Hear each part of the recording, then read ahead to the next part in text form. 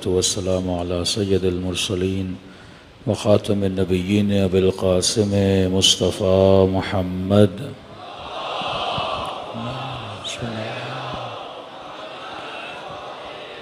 وعلى آلہ الطیبین الطاہرین المعصومین سیما بقیۃ اللہ فی الارضین اما بعد فقد قال سبحانہ وتعالی فی محکم کتابہ بسم اللہ الرحمن الرحیم یا ایہا الذین آمنوا اتقوا اللہ وکونوا مع الصادقین صلوات پڑھیں محمد وعلی محمد۔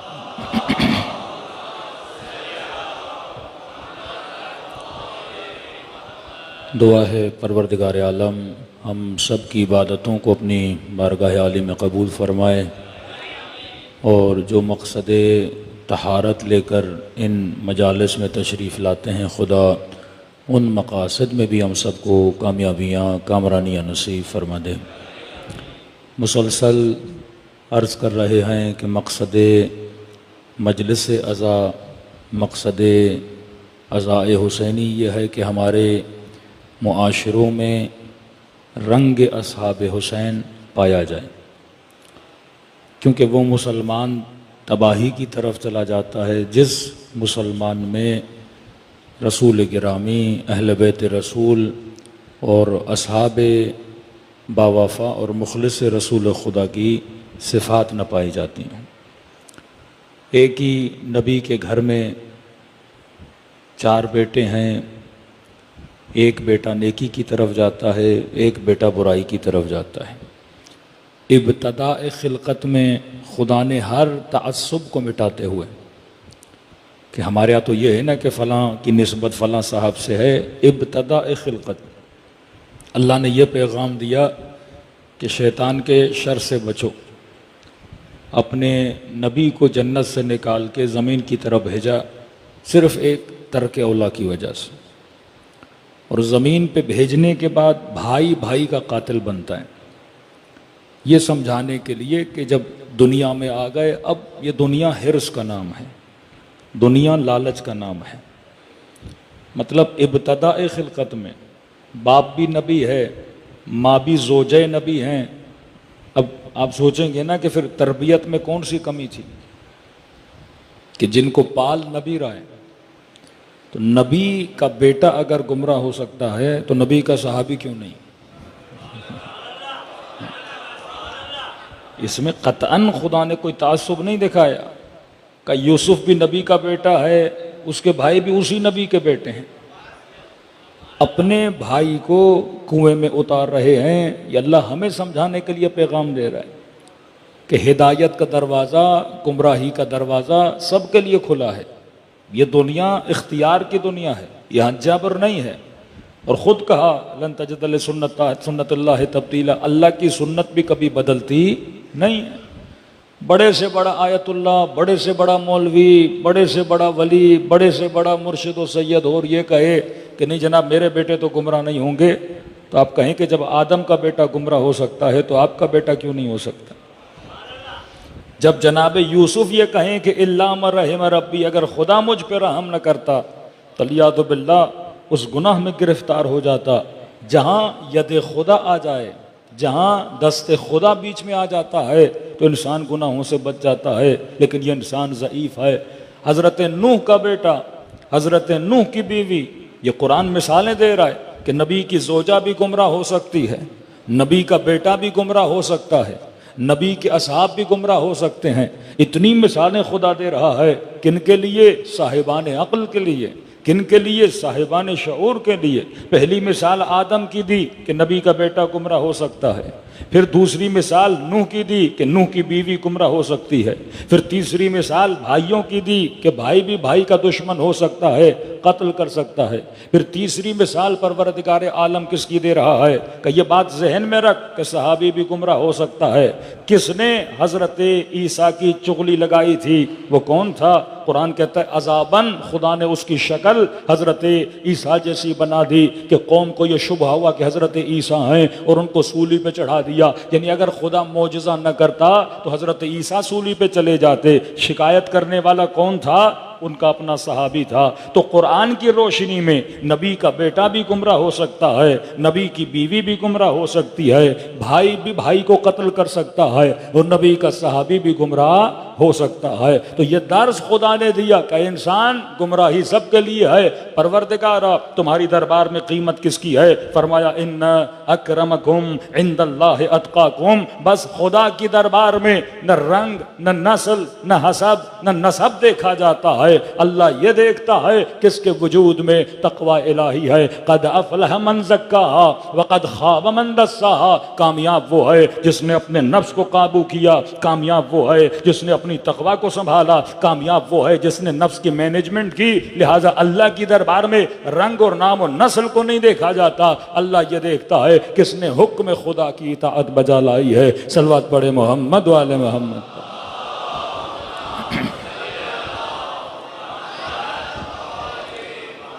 کہ میں کہتا ہوں شکر خدا ادا کرو کہ اہل بیت علیہ الصلوۃ والسلام نے آپ کے لیے ایک لائن کھینچی ہے۔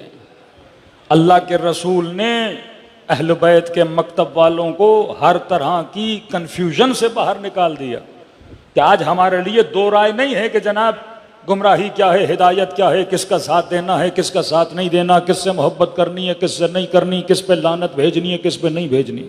ہم کلیئر ہیں کہ لعنتی کون ہے، ہم کلیئر ہیں کہ رحمت والے کون ہیں۔ یہ اصحاب امام میں سے ہیں، اور رسول خدا کے اصحاب میں سے ایک صحابی کا واقعہ ہے میدان کربلا میں، کہتا ہے شیعۃ علی شیعۃ رحمان و شیعۃ آل زیاد شیعۃ شیطان۔ علی کے شیعہ شیعہ رحمان ہیں اور شیعہ آل زیاد شیعہ شیطان ہیں۔ اتنا کلیئر مائنڈ ہونا کہ واقعاً میں نے جان کس پہ قربان کرنی ہے۔ میں کل ہی کسی انہی متعصبوں میں سے ایک متعصب کا انٹرویو سن رہا تھا۔ اچھا انٹرویو لینے والے جوان نے اس کو پھنسایا، کہا کہ یزید برا تھا، کہاں برا تھا، یزید نے ظلم کیا، کہاں ظلم کیا، کبھی لعنت بھیج، کہ نہیں ہم لعنت نہیں بھیجتے۔ یہ فیصل آباد کے ظہیر الاسلام پتہ نہیں جن کی شکلوں پر بھی خدا نے پھٹکار ڈالی ہوئی ہے کہ یعنی اتنا پتہ ہے کہ ظالم ہے کہ یہ کب نبی نے کہا ہے کہ لعنت بھیجنا، ہمارے مکتب میں تبرہ نہیں ہے۔ میں نے پچھلے سال بتایا، ارے قرآن کی ابتدا ہی تبرہ سے ہوتی ہے، ابتدا قرآن ہی تبرہ سے۔ ہر مسلمان بسم اللہ الرحمن الرحیم پڑھنے سے پہلے کیا پڑھتا ہے؟ اعوذ باللہ من الشیطان اللعین الرجیم۔ اے خدا کس پہ لعنت کر؟ شیطان لعین الرجیم پر۔ یہ پچھلے سال شاید آپ کو میں نے بتایا تھا۔ یہ فکر کی بات ہے۔ اب کسی بھی مفتی اور مولوی یا مسلمان سے پوچھ لیجئے یہ لعنت کس پر ہے؟ شیطان پر۔ شیطان کون؟ شیطان صفت ہے نا، حالانکہ ذہنوں میں ابلیس ہے، لیکن لعنت شیطان پر ہے۔ ہونا تو یہ چاہیے کہ اعوذ باللہ من الابلیس الرجیم، اے خدا ابلیس پہ لعنت کر، لیکن کہا نہیں، کس پہ لعنت؟ شیطان پہ لعنت۔ کیونکہ ابلیس جب تک ابلیس تھا لعنت نہیں تھی، جس دن شیطان بنا اس دن لعنت آ گئی۔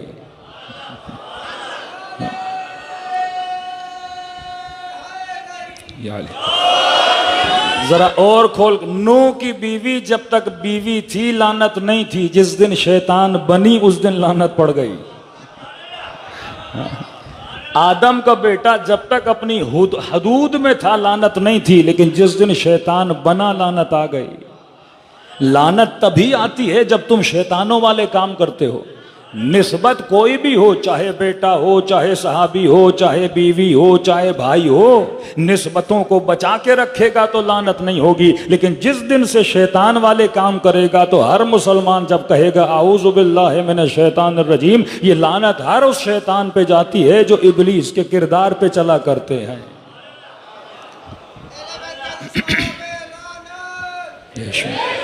خدا ہمیشہ قرآن میں صفت بتاتا ہے۔ یہ قرآن بے وقوفوں کے لیے نہیں آیا، یہ قرآن ہدی للمتقین ہے، یہ قرآن اولی الالباب کے لیے ہے جو صاحبان عقل ہے، ورنہ بے وقوف خوارج جیسے پڑھتے رہیں گے ہدایت نہیں ملے گی۔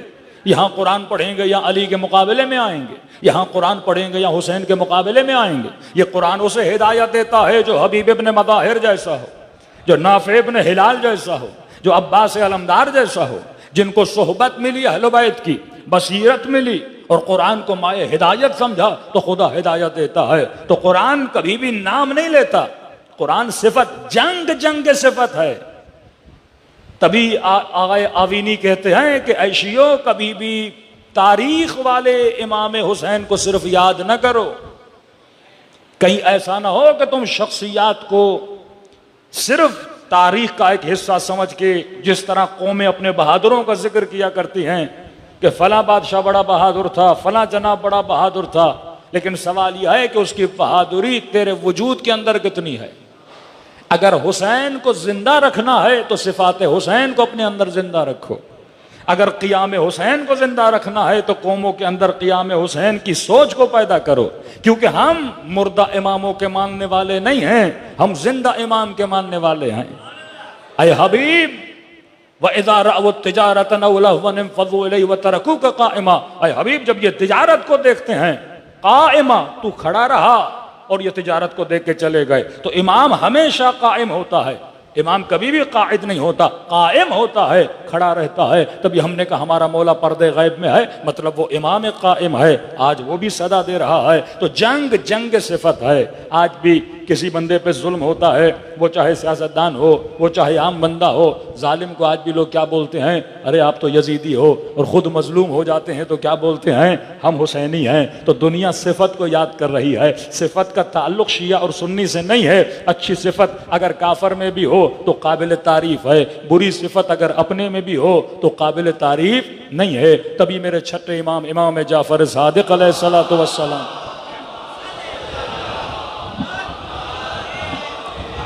مولا کے پاس ایک شخص آیا، امام نے کہا ان فعل القبیح قبیح، اے میرے چاہنے والے فعل قبیح قبیح ہے، کوئی بھی کرے، برا کام برا ہے، کوئی بھی انجام دے، یہودی بھی کرے تو برا، مکتب اہل بیت والا بھی کرے برا، غیر مکتب اہل بیت والا بھی کرے برا۔ مثلا کوئی بندہ کسی کو قتل کرے یہ برا کام ہے، کسی کی چوری کرے یہ برا کام ہے، کسی کا مال کھائے یہ برا کام ہے، پیسے لے کے کسی مومن کو واپس نہ کرے یہ برا کام ہے، بد اخلاقی کرے یہ برا کام ہے۔ فرمایا برا کام برا ہے، فعل القبیح قبیح، قبیح کام قبیح ہوتا ہے، لیکن اگر تجھ سے سرزد ہو اقبح ہے اور برا ہے، کیونکہ تو جعفر صادق کا ماننے والا ہے۔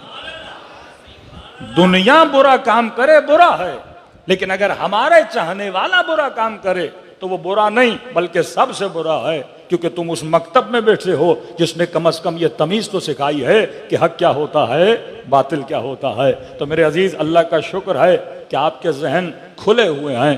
یہ جو آج اصطلاح کفار استعمال کرتے ہیں نا بے حیائی کے لیے کہ براڈ مائنڈڈ، جو جتنا بے حیا وہ اتنا براڈ مائنڈڈ، دراصل براڈ مائنڈڈ وہ ہے جس انسان کو حق و باطل کی پہچان ہو۔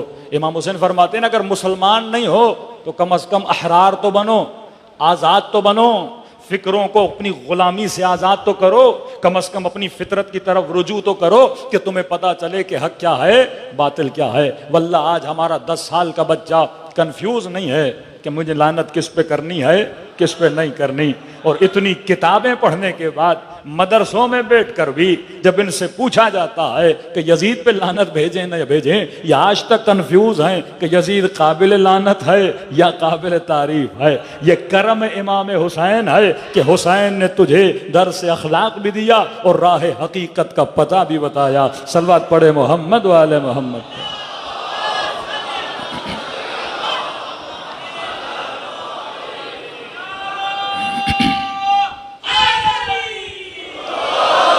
صلوات پڑھے محمد۔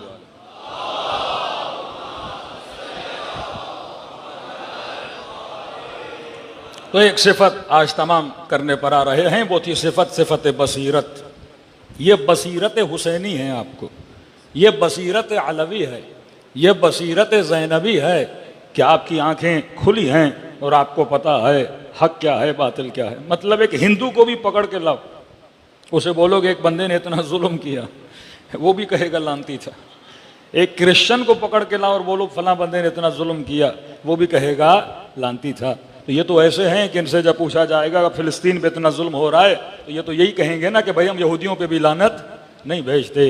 مطلب کوئی ہمارے ابا کو گالی دے کر چلا جائے، کوئی ہمارے بچے کو مار کے چلا جائے، نہیں ہم تو کسی کو گالی، ہم تو کسی پہ لعنت نہیں بھیجیں گے۔ لعنت کا مطلب گالی نہیں ہے، گالی کی مذمت ہے اسلام میں، لیکن لعنت کی تعریف ہے۔ لعنت کا مطلب جو بندہ لعنتی ہوتا ہے اس کا مطلب وہ اللہ کی رحمت سے دور ہے۔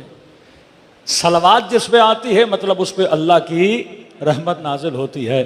تو اللہ نے کیا کہا کہ اے مسلمانوں، ان اللہ و ملائکتہ یصلون علی النبی یا ایھا الذین آمنوا صلوا علیہ وسلموا تسلیما۔ صلوات پڑھے محمد و آل محمد۔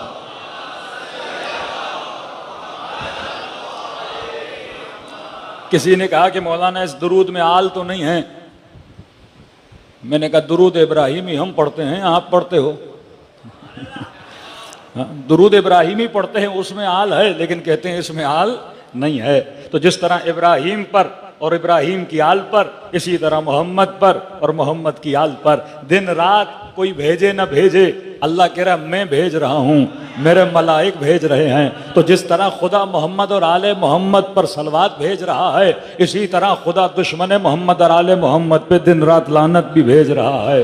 کوئی بھیجے نہ بھیجے فرق نہیں پڑتا، پر اللہ کے ملائک بھیج رہے ہیں، خود خدا بھیج رہا ہے، کیونکہ یہ عالم میں دو ہی چیزیں ہیں، یا خیر ہے یا شر ہے۔ اب یہ میں نے فیصلہ کرنا ہے کہ میں نے زندگی خیر کے ساتھ گزارنی ہے یا شر کے ساتھ گزارنی ہے۔ اب یہ آپ نے فیصلہ کرنا ہے کہ حسین خیر ہے یا یزید خیر ہے، شر کہاں ہے۔ بس یہ اگر اٹل فیصلہ ہو گیا، اگر مائنڈ کلیئر ہو گیا کہ میں نے زندگی خیر کے ساتھ گزارنی ہے، اچھا جناب اگر آپ کو یزید خیر لگتا بھی ہے، ہمیں 10 صفات یزید کی بتا دیجئے، اصلاً جن جن کو مانتے ہو ان کی 10 صفات بتا دیجئے۔ یہاں آپ صفات بتانا شروع کریں یا ہم لسان نبی سے حسین کی صفات بتانا شروع کر دیں گے؟ صلوات پڑھے محمد و آل محمد۔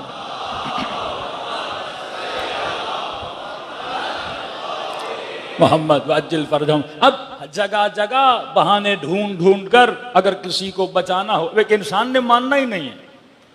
مطلب شیطان کو اللہ سمجھا رہا ہے، مان نہیں رہا۔ اور کسی شیعہ عالم کو بولے کہ مولانا آپ ان ظہیر الہی والوں کو سمجھائیں، بھائی جب شیطان خدا سے نہ سمجھا، یہ شیعہ مولویوں سے کیا سمجھیں گے؟ قرآن بھی پڑھا جائے، جب دلوں پہ مہر لگ جائے تو انسان کو کبھی ہدایت نہیں ملتی۔ ضد سب سے بڑی بیماری ہے۔ جب انسان ضد پہ آتا ہے نا، ابھی تک شیطان ضد پہ اٹکا ہوا ہے۔ اللہ کہتا ہے با فضیلت بننا ہے، قیاس آرائیاں نہ کیا کرو۔ کہتے ہیں نا جب جناب ہانی ابن عروہ ابن زیاد کے سامنے آیا، یہ ملعون کھانا کھا رہا تھا، ہاتھ دھو رہا تھا، ہانی ابن عروہ یہ کہاں کا انصاف ہے کہ امامت بس بنو ہاشم میں ہوگی؟ ہم نے کیا بگاڑا کہ علی امام ہوگا، علی کا بیٹا امام ہوگا، اس کا بھائی امام ہوگا، یعنی 12 کے 12 امام بنو ہاشم میں، کہ ہم نے کیا بگاڑا؟ تو جناب ہانی نے کہا کہ یہ اللہ کی مرضی، جہاں چاہے جس گھر کو عزت دے، جس کو ولی بنائے۔ یہ ہمارا کام نہیں ہے، یہ اللہ کا کام ہے، کس شجر کو شجر مبارکہ بناتا ہے اور کون سا شجر شجر ملعونہ بن جاتا ہے۔ یہ کمالات اللہ کی طرف سے۔ اب یہ بھی نہیں کہ مثلا امام حسین کے 2 بیٹے ہیں، 4 بیٹے ہیں، سب امام بنے، نہیں۔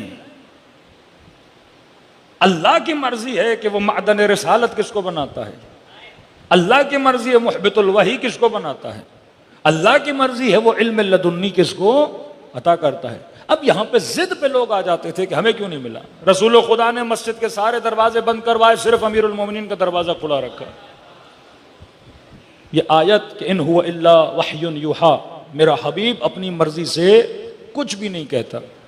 والنجم اذا هوى ما ضل صاحبكم وما غوى، یعنی خدا کہہ رہا ہے کہ میرا حبیب کبھی گمراہ نہیں ہوا، یہ جو کہتا اللہ۔ اس کا شان نزول دیکھیں، جب امیر المؤمنین کا دروازہ کھلا رکھا اور سب کے دروازے بند کیے تو اعتراض اٹھا، یا رسول اللہ یہ کیا کر رہے ہیں؟ ساری فضیلتیں اپنے چچا زاد کو دے رہے ہیں، اپنے داماد کو دے رہے ہیں۔ کہتے اس وقت نبی بڑے دکھی ہوئے کہ مجھ پر اعتراض کر رہے ہیں، تو اللہ نے آیت کو نازل کیا کہ میرے حبیب اپنی مرضی سے کچھ بھی نہیں کرتے، یہ جو فضیلتیں علی کو دے رہے ہیں یہ اللہ کی مرضی سے دے رہے ہیں۔ صلوات پڑھے محمد و آل محمد پر۔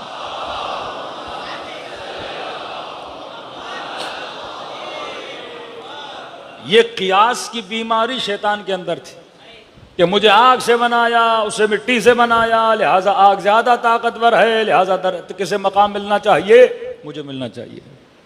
ابتداء خلقت میں جو جھگڑا تھا وہ یہی تھا کہ مجھ میں کیا کمی ہے، مٹی والے کو آپ بنا رہے ہو اور میں آگ والا ہوں، مجھے نہیں بنا رہے۔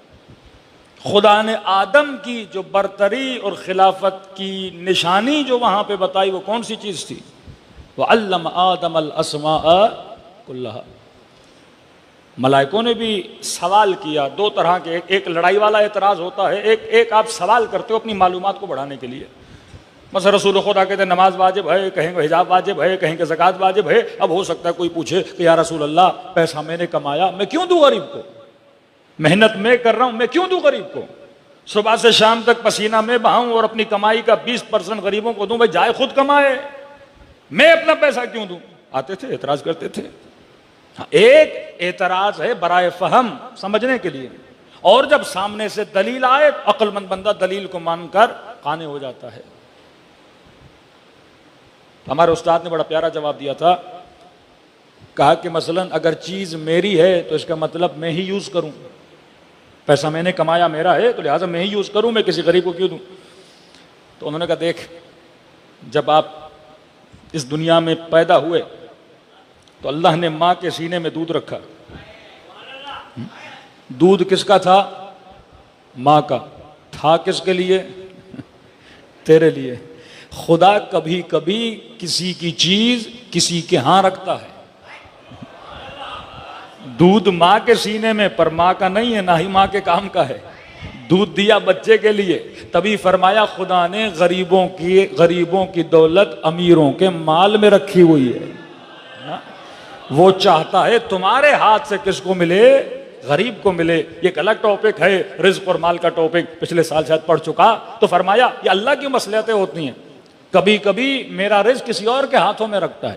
بچہ پیدا ہوا، دودھ ماں کے سینے میں رکھا، اب ماں آکڑ کے کھڑی ہو جائے، بھائی یہ تو میرے سینے میں ہے، بچے کے لیے جا کے اب سوکھا دودھ لے کر آ جاؤ، تو وہ دودھ کس کے لیے ہے؟ وہ دودھ بچے کے لیے ہے۔ اب انسان کی عقل ہونی چاہیے کہ اگر خدا کوئی چیز مجھے دے رہا ہے، کیا یہ میرے کام کی ہے یا کسی اور کے کام کی ہے؟ اگر آپ کے اکاؤنٹ میں 1 کروڑ روپیہ پڑا ہوا ہے، 50 کروڑ پڑے ہیں، 50 لاکھ پڑے ہیں، میرے مہینے کا خرچہ مثلا 2 لاکھ روپے ہے، اور مجھے پتا ہے بچوں کے سارے خراجات نکالنے کے بعد بھی پھر بھی میرا پیسہ بچ رہا ہے، تو عقل ہونی چاہیے یہ جو بچ رہا ہے یہ میرے لیے نہیں بچ رہا، یہ اس کے لیے ہے جس کے مہینے کا خرچہ نہیں ہے، جس کو کھانے کے لیے کھانا نہیں ہے۔ اگر میرے پیٹ میں آدھے کلو کی جگہ ہے اور میرے سفرے پہ مثلا 3 کلو کھانا پڑا ہوا ہے، تو عقل مند بندہ یہ سوچتا ہے کہ جناب میں تو آدھا کلو کھاؤں گا اور 2.5 کلو اگر پڑ گیا تو یہ سڑ جائے گا، یہ جل جائے گا اور یہ خراب ہو جائے گا۔ تو عقل مند بندہ وہ 2.5 کلو اس بندے کو دیتا ہے جس بندے کے پیٹ میں آدھے کلو کی جگہ تو ہے لیکن اس کے پاس آدھا کلو کھانا نہیں ہے۔ تو خدا نے اس کا کھانا تیرے سفرے پہ رکھا ہے، اب کہا ہے تو تیرا، لیکن جب تو اسے دے گا تو میں تجھے بھی ثواب دوں گا اور آخرت میں اس کے بدلے میں تجھے 10 گنا کر کے رزق عطا کروں گا۔ صلوات پڑھے محمد و آل محمد۔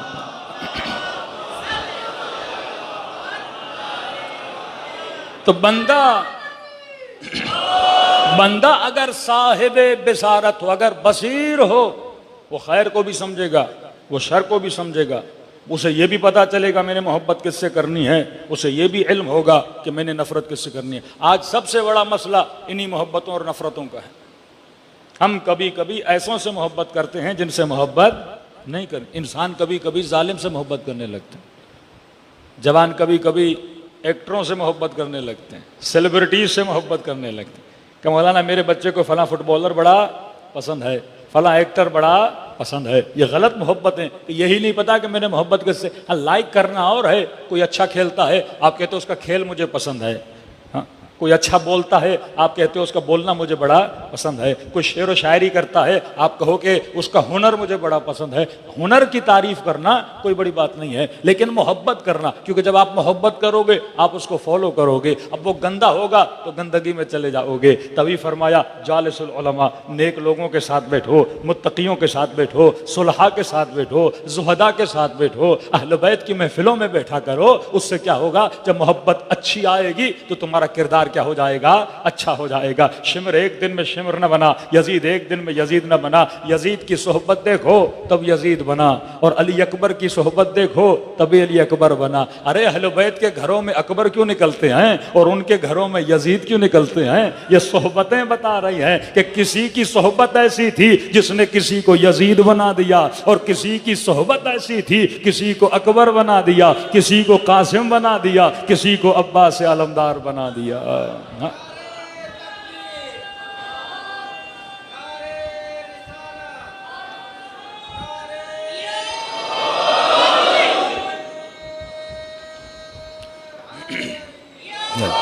اب دیکھیے، بندہ اگر بصیر و سوچنا چاہیے نا، چلیے آپ کہیں بڑے اچھے لوگ تھے تو ان کی صحبتوں میں اتنے برے لوگ کیوں نکل رہے ہیں؟ ابن زیاد جیسے، ابن سعد جیسے، شمر جیسے، حرملہ جیسے، یزید جیسے۔ اور مسلمان ذرا اس طرف آ، یہاں حبیب ملتا ہے، یہاں قاسم ملتا ہے، یہاں اکبر ملتا ہے، یہاں مسلم ابن عقیل ملتا ہے، یہاں نافع ابن ہلال ملتا ہے، یہاں مسلم ابن اسجا ملتا ہے، یہاں میثم تمار ملتا ہے، یہاں کمیل ملتا ہے۔ اب اپنی عقل سے فیصلہ کرنا کہ تم نے کس کی صحبت میں جانا ہے۔ میں مثال دے رہا ہوں آسان کر کے، تاکہ نئی نسلیں، نئے نوجوان جو واقعا مکتب اہل بیت کو پڑھنا چاہتے ہیں، دیکھیے آپ کے مثلاً کراچی میں دو اسکولوں، ایک اسکول سے مثلاً قائد اعظم جیسے لوگ نکلیں، فاطمہ جناح جیسے لوگ نکلیں، اس اسکول سے علامہ اقبال جیسے لوگ نکلیں۔ دوسرا اسکول ہو جہاں ضیاء جیسے لوگ نکلیں، نواز شریف جیسے لوگ نکلیں، رانا ثناء اللہ جیسے لوگ نکلیں، تو آپ داخلہ کس اسکول میں کرواؤ گے؟ جس اسکول میں پڑھے لکھے، باشعور، استعمار کے مقابلے میں کھڑے ہونے کی ہمت والے، شجاع لوگ ہوں، تو آپ کہو کہ میں نے بچہ اس اسکول میں ڈلوانا ہے۔ تو آج امت کو دعوت ہے، آپ چھوڑ دیجئے مفتیوں کو، مولویوں کو، مجھے بتائیے اپنے بچے کا داخلہ کس اسکول میں کراؤ گے؟ جس اسکول سے یزید نکلا، جس اسکول سے ابن سعد نکلا، جس اسکول سے ابن زیاد نکلا، یا جس اسکول سے شمر نکلا، یا اس اسکول میں داخلہ کرواؤ گے جہاں سے اکبر جیسے جوان نکلے، قاسم جیسے جوان نکلے؟ یہ بندے کی عقل کا فیصلہ ہے۔ ہم اپنے بچوں کو حسین کے اسکول میں ڈالتے ہیں، ہم اپنے بچوں کو علوی اسکول میں، غدیری اسکول میں، عاشیرائی اسکول میں لاتے ہیں، تاکہ یہ بچے جب بڑے ہوں تو ان کے ذہنوں میں جو کردار، جو رول ماڈل بنا ہو وہ کون ہو؟ حسین ابن علی جیسا ہو۔ تمہارے اندر اتنی ہمت بھی نہیں کہ برے کو برو کہہ سکو، اتنی ہمت بھی نہیں جس پہ اللہ نے لعنت بھیجی ہے اس پہ لعنت بھیج سکو، اتنی ہمت بھی نہیں جس نے نبی کو تکلیف دی۔ ارے یہ تو حدیث اپنی زوجہ کو کہہ رہے ہیں نا، یہ مٹی تمہیں دے کر جا رہا ہوں، اور جب یہ لال رنگ کی ہو جائے تو سمجھ جانا اس دن میرے حسین کو قتل کر دیا جائے گا۔ کبھی گلے کا بوسہ لے کر کہہ رہے ہیں میرا یہ لال، جس کا گلا کاٹا جائے گا، جس کے لیے کہیں ان الحسن والحسین سیدہ شباب اہل الجنہ، یہ جنت کے جوانوں کے سردار ہیں، اور ایک سردار کا گلا کاٹا جائے تو اس کے بدن پر 70 تیر مارے جائیں۔ اب یہ تمہارا فیصلہ ہے، یہ عقل کا فیصلہ ہے، یہ صاحب بصیرت والے لوگوں کا فیصلہ ہے کہ ہم نے حق کے راستے پہ چلنا ہے یا باطل کے راستے پہ چلنا ہے۔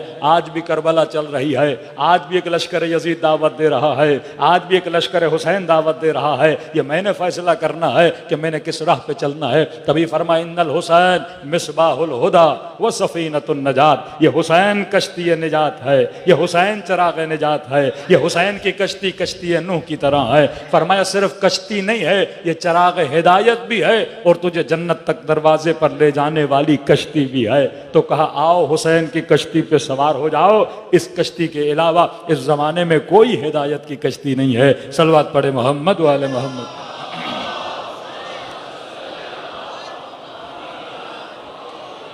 اور ایک الزام جو دشمن نے لگایا کسی اور کو بچانے کے لیے کہ خود ہی مارا اور خود ہی حسین پہ گریہ کر رہے ہیں. کہ کوفی کون تھے؟ الزام لگا لیا کوفی سارے کیا تھے؟ شیعہ تھے. 20 سال کا فاصلہ ہے شہادت امام حسین میں اور صلح امام حسن میں. 41 ہجرہ صلح امام حسن، 61 ہجرہ شہادت امام حسین. اب یہ دیکھنا ہوگا کہ ان 20 سالوں میں کوفے پہ کون سے حالات ڈگمگائے. کہ امیر المومنین نے جب کوفے میں حکومت بنائی اور جب مولا علی شہید ہوئے، پھر امام حسن نے اعلان حکومت کیا، پھر وہ مسائل، پھر صلح. اس صلح کے بعد امام حسن کوفہ چھوڑ کے مدینے چلے گئے.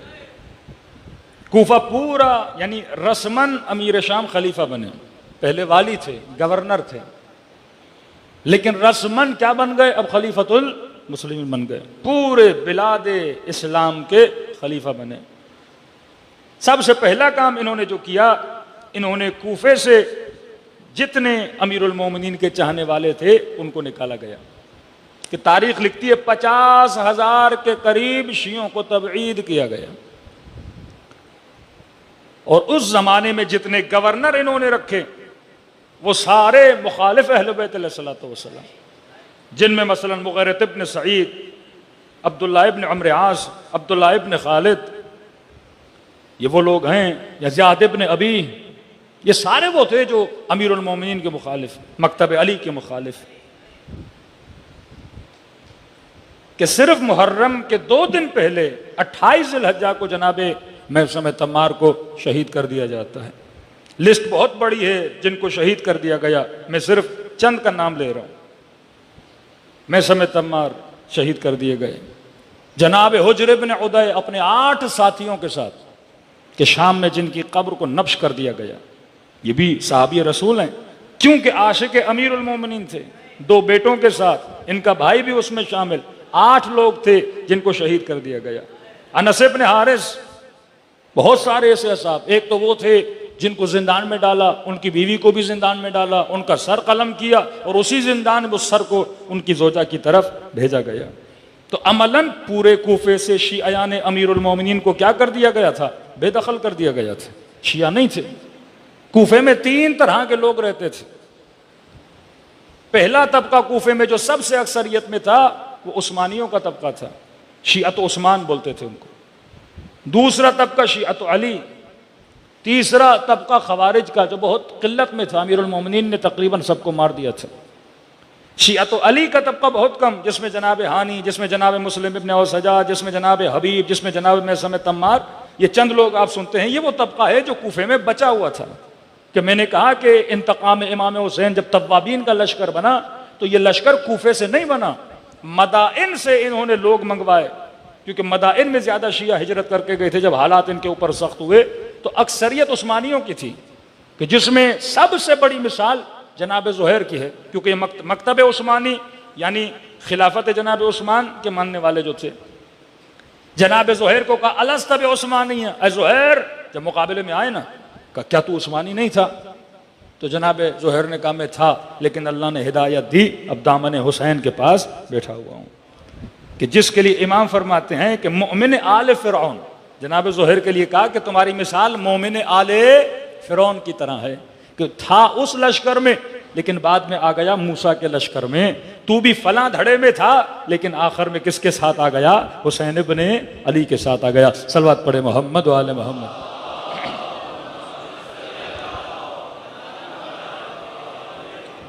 تو یہ دیکھنا ضروری ہے عثمانیوں کی صفت کیا تھی. یہ بڑے جذباتی ہوتے تھے. یہی لوگ امام علی ابن ابی طالب کے لشکر میں کہ مولا کو کہتے تھے جنگ پہ بھی چلیے، اور جب وقت آتا تھا وہی تلواریں اٹھا کے امیر المومنین کے گلے پہ. امام حسن کو کہا چلیے جنگ پر، مولا حسن اب چلنا چاہتے ہیں، پھر بیچ میں بہت جلدی پھسل بھی جاتے تھے اور مسلح امام حسن کے نیچے سے کھینچ لیے. امام حسین کو خط بھی لکھا اب آئیے ہم آپ کی مدد کریں گے، لیکن ابن زیاد نے کہا کہ میں تمہارا جو سبسڈی ہے وہ ساری بند کر دوں گا. اور جب پہلا مسجد میں منبر پر خطبہ دیا، اس خطبے کی وجہ سے یہ سارے ڈر گئے، اور جملے بس یہ تھے کہ میں ایسی فصلیں دیکھ رہا ہوں جو کٹنے کے لیے تیار ہیں۔ گندم کی فصل تیار ہو جاتی ہے نا، اب کٹنے کے لیے تیار ہے، لوگوں کی طرف اشارہ کیا، ان کے سروں کی طرف، کہ ایسی فصلیں دیکھ رہا ہوں جو کٹنے کے لیے تیار ہیں۔ اب لہذا اہل کوفہ نے زیاد ابن ابی کا زمانہ، ابن خالد کا زمانہ، ابن عمرو عاص کا زمانہ دیکھا ہوا تھا، ان کو پتا تھا کہ یہ جب ظلم کرنے پر آتے ہیں یہ دریغ نہیں کرتے، وہ سارے ڈر گئے، تو لہذا کہا کہ ہم ساتھ نہیں دیتے۔ یہ سارے جو مقابلے امیر المومنین میں آئے، اگر شیعہ علی تھے تو کیوں کہہ رہے تھے بغضا لابیک؟ علی کے شیعہ میں کیا دل میں بغض ہوتا ہے؟ وہ ڈر کے مارے چلو جنگ پہ چلا جائے، لیکن یہ جملہ بولے گا بغضا لابیک، آپ کے بابا کے بغض میں آپ سے لڑنے کے لیے۔ یہ 20 سال کی ٹریننگ تھی اس شہر کی، جس ٹریننگ کی وجہ سے، جس تفکر کی وجہ سے ان لوگوں کی محبت اور نفرت کیا ہو گئی تھی، مکس ہو گئی تھی، ان کو نہیں پتا چلا۔ جو واقعاً شیعت علی ابن ابی طالب تھے ان کی تعداد بہت کم تھی، وہ بھی اہل کوفہ ہیں، ان کی بھی تعریف ہے۔ تو میں نے کل شاید کسی مجلس میں ذکر کیا، ایک طرف سے حبیب آ رہے تھے، ایک طرف سے میں سمے تمار آ رہے تھے، ایک جانتے تھے کہ ہم شہید ہوں گے۔ حبیب نے کہا میں سم میں دیکھ رہا ہوں تجھے فلاں کے گھر کے دروازے کے درخت پر لٹکایا جائے گا اور مارا جائے گا۔ میں سم نے کہا آپ یہ دیکھ رہے ہو، میں بھی یہ دیکھ رہا ہوں کسی کوفے کے شہر میں آپ کا سر نوکے نیزہ پر ہوگا۔ لوگ کہنے لگے کہ یہ کیسی باتیں کر رہے ہیں کہ تو بھی مارا جائے گا، میں بھی مارا جاؤں گا۔ اتنے میں ایک تیسرا شخص آیا، اسے کہا کہ ہم نے دیکھا کہ یہ بڑی بڑی باتیں کر رہے تھے۔ اس نے کہا یہ دو کون تھے؟ کہ ایک کا نام حبیب تھا، ایک کا نام میں سمے تمار تھا۔ کہ وہ سچ کہہ رہے ہیں، مجھے یہ بھی بتایا گیا ہے کہ جب حبیب کا سر آئے گا جو لانے والا ہوگا اسے 100 درہم انعام بھی دیا جائے گا۔ یہ جناب میں سمے تمار تھے جنہوں نے جناب مختار کو زندان میں بتایا تھا کہ مختار کیا ہوگا۔ تھوڑی جناب مختار کی مذمت بھی کی امام حسن والے معاملے میں، ہدایت دی جناب مختار کو جناب میثم تمار نے اسی زندان میں۔ تو کچھ ایسے شیعہ بھی تھے، مسلم ابن اوسجا جیسے شیعہ، اکابر ایک بعض اصحاب رہتے تھے اس شہر میں جنہوں نے کربلا پہنچ کے امام حسین کی مدد کی۔ تو اگر تاریخ کے پہلو میں دیکھا جائے، عمومی طور پر اگر لفظ شیعہ، لیکن عقیدتاً جسے بولا جاتا ہے شیعہ، وہ بہت انگلیوں پہ گننے کے برابر تھے۔ اکثریت جو شہر میں رہنے والے تھے وہ شیعت عثمان کے عقیدے رکھنے والے تھے۔ یا آپ امام حسین کے جملے بھی دیکھیں کہ کربلا کے میدان میں کہ یا شیعت آل ابی سفیان، یہ مولا کا جملہ ہے کہ اے شیعہ آل ابی سفیان، یہ نہیں کہتے اے شیعت علی۔ اب ظاہر ہے جو مولا کے مقابلے میں آئے گا اس کا تعارف حسین کروائے گا، آج کا کوئی مفتی نہیں کروائے گا۔ مولا کہہ رہے ہیں میرے جو مقابلے میں ہیں وہ شیعت آل ابی سفیان ہے، اور اس لشکر والے جب ان کے مقابلے میں جاتے ہیں تو اپنا تعارف کس سے کرواتے ہیں؟ شیعت علی ابن ابی طالب سے کرواتے ہیں۔ صلوات پڑھے محمد و آل محمد۔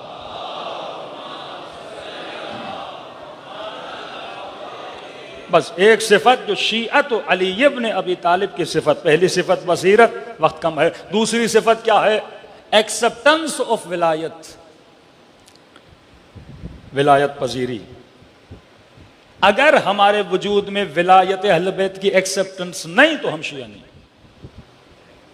ایکسپٹ ولایت کا مطلب صرف نعرہ مارنا نہیں ہے کہ میں نعرہ ماروں تو محمد والے محمد کا شیعہ بن جاؤں گا، اب وہ پارٹ آف شیعہ ہے۔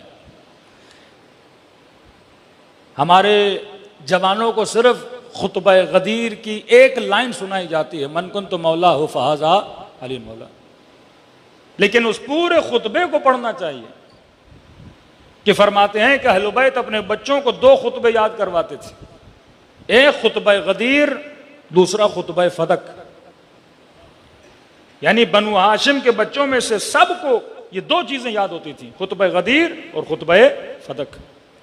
جب آپ غدیر کا خطبہ پڑھتے ہیں، ابتدا اللہ کی اطاعت، امر بالمعروف نہی عن المنکر، ادا واجبات، محرمات سے بچنا، زکوٰۃ کا دینا، حج کا کرنا، نماز کا پڑھنا، آخر میں آ کے رسول کہتے ہیں کہ من کنت مولا فہذا علی مولا۔ اسی طرح جناب سیدہ کا خطبہ پڑھیں، نماز کا ذکر، روزے کا ذکر، زکوٰۃ کا ذکر، توحید الہی کا ذکر، آخر میں جناب سید اپنے مطالبے پر آتی ہیں. مطلب اگر ولایت اہل بیت کے ماننے والے ہو، جب تک ادا واجبات نہیں اور نہی عن المنکرات نہیں، تب تک ولایت ہوتی نہیں ہے. کہ کسی نے امیر المومنین کو کہا کہ مولا میں آپ کا شیعہ ہوں. امام نے کہا مجھے تمہارے اندر اپنی ولایت نظر نہیں آتی. کہ مولا میں نے رسول کے بعد پہلا خلیفہ آپ کو مانا. کہ میں مانتا ہوں کہ تو مجھے پہلا خلیفہ مانتا ہے، لیکن بات ہے ولایت کی، مجھے تمہارے اندر اپنی ولایت نظر، ایکسپٹنس آف ولایت نظر نہیں آتی. کہ مولا میں سمجھا نہیں. کہ ولایت کا مطلب ہے حکومت. ایکسپٹنس آف ولایت کا مطلب جو علی کی حکومت کو مانے. سادہ بندہ تھا، کہنے لگا یا علی آپ ہیں تو صحیح رسول کے بعد، لیکن کیا کروں ابھی آپ کی حکومت ہے ہی نہیں، تو حکومت کو مانوں کیسے؟ اس کے ذہن میں یہ تھا کہ مولا جب تک تخت پہ نہیں آتے تب تک علی کی حکومت نہیں ہے. ہاں میں مانتا ہوں آپ خلیفہ برحق ہیں رسول کے بعد، لیکن آپ کو حکومت ملی تو نہیں، میں مانوں کیسے؟ امام فرماتے ہیں یہ تخت و تاج کی حکومت علی کی نظروں میں مچھر کے پر کے برابر بھی نہیں ہے.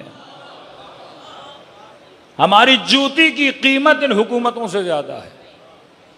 کبھی حیوان کے ناک کے پانی کی مثال دی کہ اس کی قیمت بارزش ہے ان حکومت ہائے دنیا اور کرسی ہائے دنیا کے برابر. کہ ہماری ولایت کا مطلب یہ تخت و تاج و حکومت نہیں. ہر وہ بندہ جو کہتا ہے علی بن ابی طالب کی ولایت کو مانتا ہے، کہ تو اپنے دل پر اپنے وجود پر میری حکومت کو مان، نافذ کر. نفاذ حکومت امیر المؤمنین میرے بدن پر، نفاذ حکومت امیر المؤمنین میری آنکھوں پر، نفاذ حکومت امیر المؤمنین میری زبان پر، میرے کانوں پر، میری شکم پر. فرمایا تیرے دل پہ مجھے اپنی ولایت نظر نہیں آتی، شیطان کی ولایت نظر آتی ہے. سورہ یاسین کی آیت پڑھیے کہ اے مسلمانوں انہو لکم عدو مبین، یہ تمہارا سب سے بڑا کھلم کھلا دشمن ہے. یا دوسری آیت من اتخذ الہہ ہوا، جس نے اپنا الہ اپنی ہوا و ہوس نفس کو بنایا. یہ خدا مسلمان کو کہہ رہا ہے جو دن رات کلمہ پڑھتا ہے، زبان سے تو کہتا ہے میرا الہ اللہ ہے، لیکن کہا نہیں ان کے دلوں پر الہ میں نہیں، الہ کون بنا ہوا ہے؟ ہوا و ہوس نفس. کہ اگر ایکسپٹنس ہو ولایت تمہارے بدن پر کس کی حکومت ہو؟ امیر المومنین کی حکومت ہو. تبھی اصحاب فرماتے ہیں سب سے بعض روایت سب سے پہلا شہید بنو ہاشم کا وہ جناب مسلم ابن عقیل کا بیٹا ہے، جناب عبداللہ ابن عقیل. مسلم عقیل 17 سال یا کہتے 15 سال اس جوان کی ایج ہے. امام حسین کے پاس آتے، مولا سب سے پہلے میں میدان جنگ میں جا کے شہید ہونا چاہتا ہوں. امام نے کہا کہ تمہارے خاندان سے ایک شہید آ چکا ہے. یہ فرزندان عقیل 10 کے قریب فرزندان عقیل کربلا میں شہید ہوئے ہیں. بہت بڑا مقام ہے ان کا. 10 کے قریب شہداء ہیں جناب عقیل کی نسل میں سے کربلا کے میدان میں.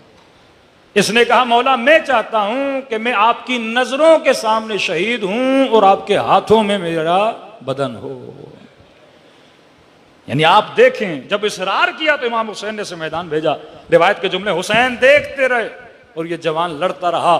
کہتے ہیں ایک تیر اس کی طرف آیا اور اس نے اس تیر کو ہاتھ سے روکنا چاہا لیکن تیر رکا نہیں. اس کا ہاتھ اور اس کی جبیں تیر نے اتنا زخم گہرا کیا کہ دونوں آپس میں مل گئے اور یہ زمین پہ گر پڑے اور امام حسین اس کے جنازے پر گئے. تو یہ وہ تھے جن کے وجود میں کمپلیٹلی ایکسپٹنس آف ولایت تھی. کل میں نے کسی مجلس میں ذکر کیا کہ آدھی رات کو امام حسین علیہ الصلوۃ والسلام جب ٹہلنے لگے اپنے خیام کے پیچھے تو جناب نافع ابن ہلال کہتے ہیں مجھے ایک سایہ نظر آیا.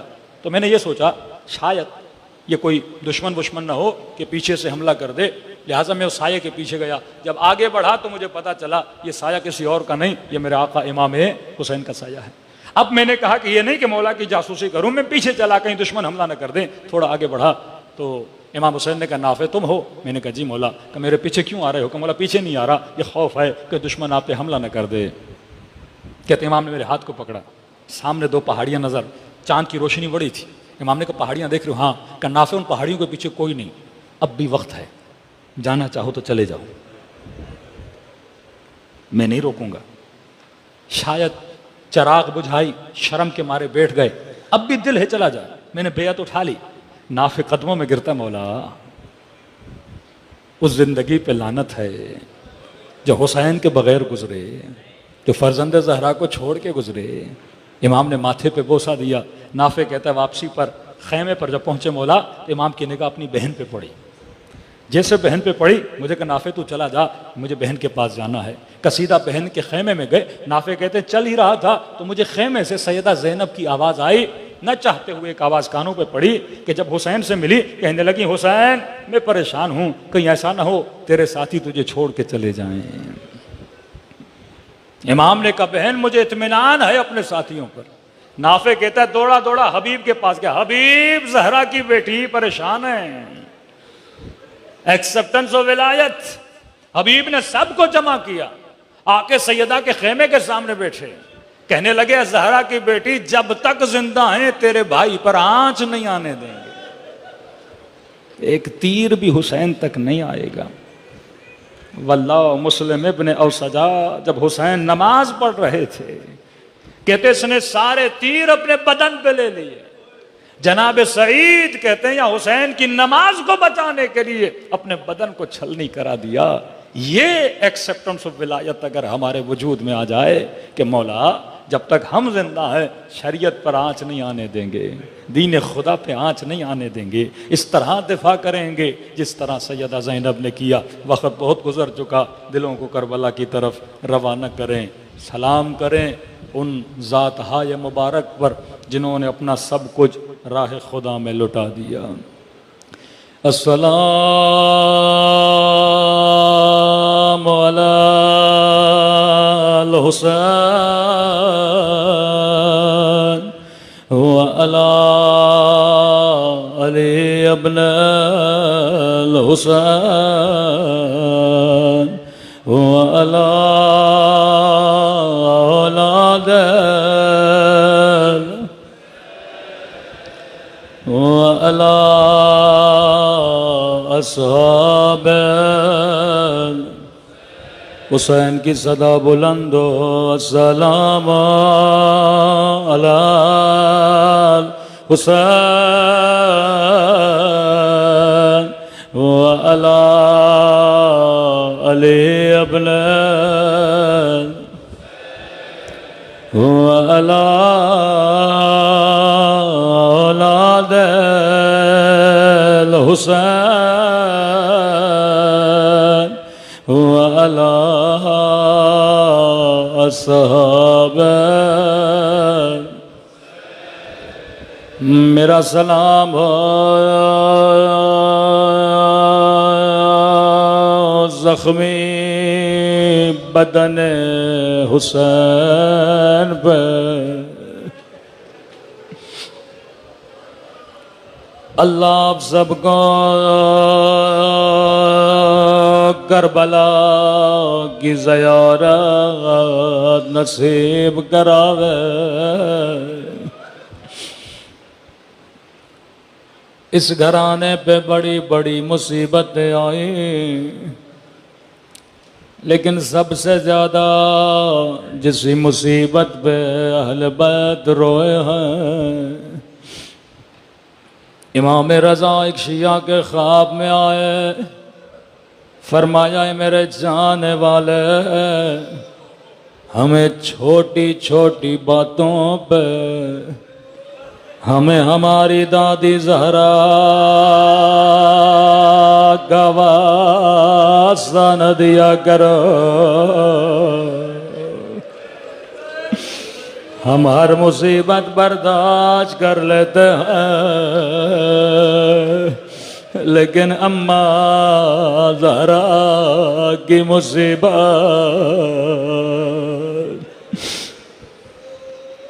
تاریخ میں کئی مصیبتیں ایسی ہیں جو ملتی جلتی ہیں، جس طرح جناب سکینہ کو ثانیہ زہرا کہا جاتا ہے، شباہتیں ہیں کہ سیدہ بھی بابا کے بعد زیادہ زندہ نہ رہی، سکینہ بھی بابا کے بعد زیادہ زندہ نہ رہی. سیدہ نے اتنی مصیبتیں جھیلی کہ جوانی میں کمر جھک گئی. سکینہ نے اتنی مصیبتیں اٹھائی کہ بچپن میں دیواروں کا سہارا لے کے چلتے تھے.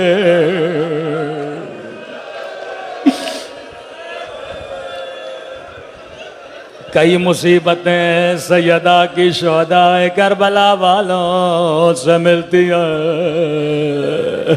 سیدہ کے بال جوانی میں سفید ہوئے, سکینہ کے بال بچپن میں سفید ہوئے. کئی شباہتیں ملتی جلتی ہیں, لیکن ایک سیدہ کی شباہت کربلا کے ایک یتیم بچے سے ملتی ہے. سیدہ کی پسلیاں توڑے گئے. روایت کے جملے ہیں جب حسن کا یتیم گھوڑے سے گرا تو قاسم کو دادی کی یاد آئے. روکے گا بابا حسن میں اماں زہرا کی شبیہ بن چکا.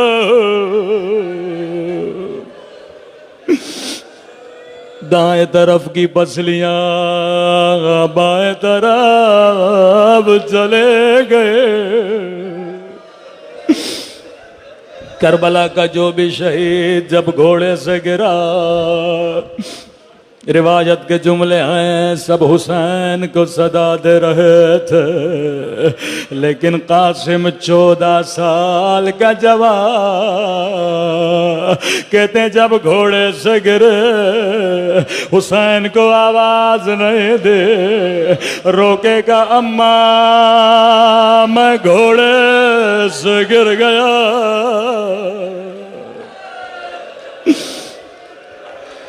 ابھی عبداللہ دوڑے دوڑے میدان میں پہنچے.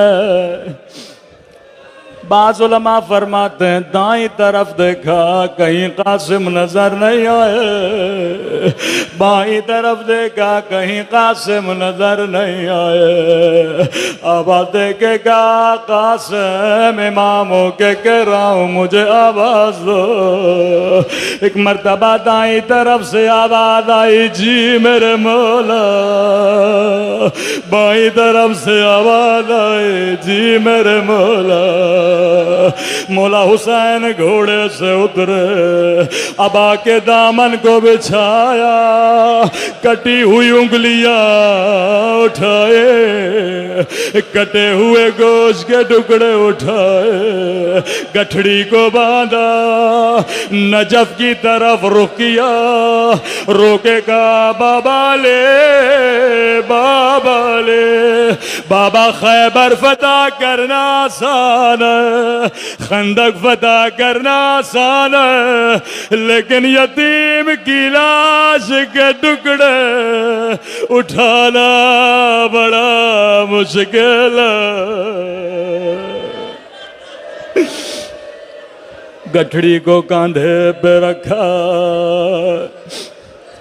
خیمے کے در سے آواز دے اما فی اللہ ذرا بہن زینب کو بلانا.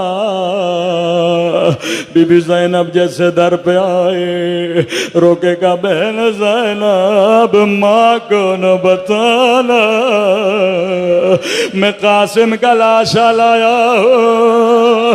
سیدہ نے کہا حسین تیرے ہاتھ تو خالی ہے لاشا کہاں ہے؟ روکے گا یہ جو گٹھڑی میری پیٹھ پہ دیکھ رہی ہو اس میں قاسم کی لاش کے ٹکڑے ہیں. زینب ماں کو نہ بتانا.